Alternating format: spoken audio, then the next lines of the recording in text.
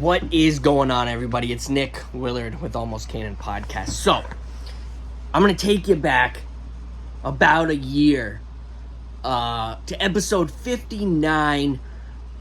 This would be the first serious email anybody had sent me thus far, up to last September. Now, this guy, he wanted to remain anonymous. I forget the name of the military base. However, he was stationed near, there's a base down in Virginia, not far from the Pocahontas State Park, Pocahontas State Forest. I forget the fine details there. But anyway, apparently there was this legend of a Civil War era house perfectly preserved within a swamp. I'm assuming, he said somewhere in this Pocahontas State Park, right? Like, this house had apparently not been touched by anybody since it was abandoned during the Civil War. Now, this was apparently some sort of legend that had passed down through everybody in the area. Everybody in this specific area of Virginia knew about this legend.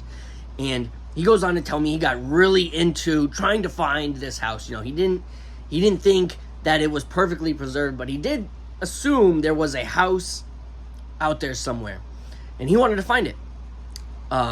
So when I guess when he was able to get off a base, he went and investigated the state park there, looking for this house for weeks, months, and he never found anything.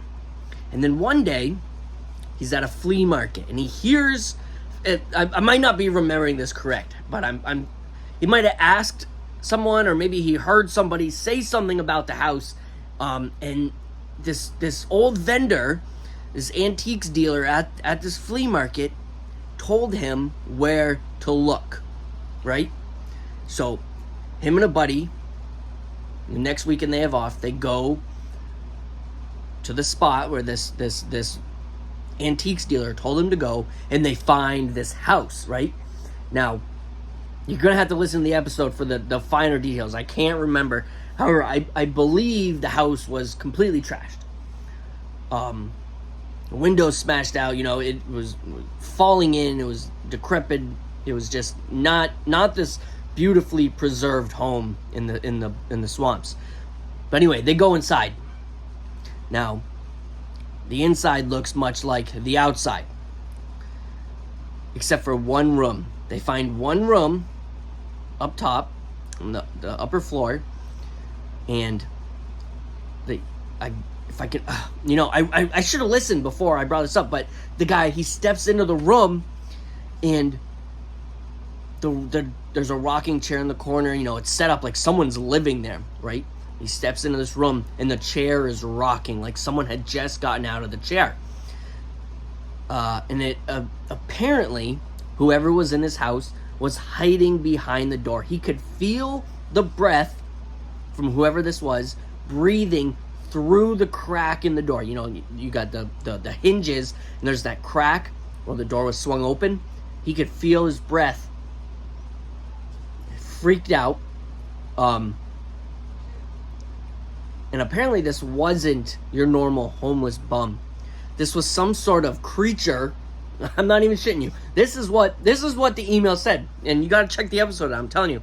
Some sort of, I don't know. The only thing I can explain it, the only thing I can think that it would be some sort of like pale crawler. It doesn't make sense though. This thing, it seemed, I don't want to say cultured, but it seemed civilized, almost like it was living in this room, and it came at them, right? It shut the door or something. Like I said, you gotta listen to the episode.